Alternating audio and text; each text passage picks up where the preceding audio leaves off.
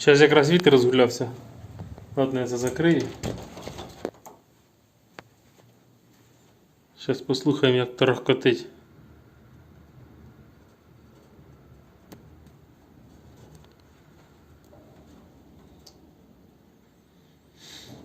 На вікні верхня отлів, це її цинкова ця железяка. Зараз перейдемо в ту кімнату, тут ще більш-менш. Балкон свистить.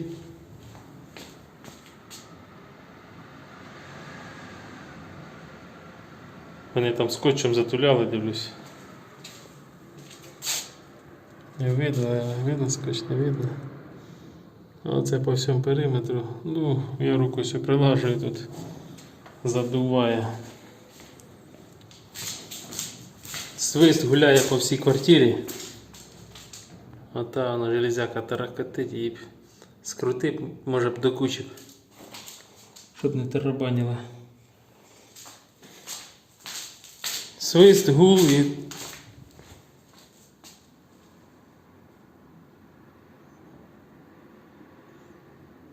Ну чуть як вітер гуляє.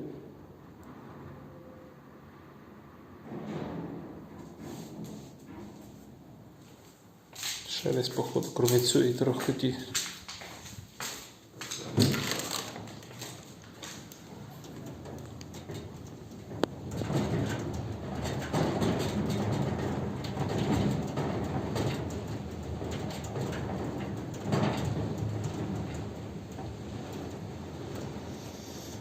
Всі фони, всі щелі, звісно.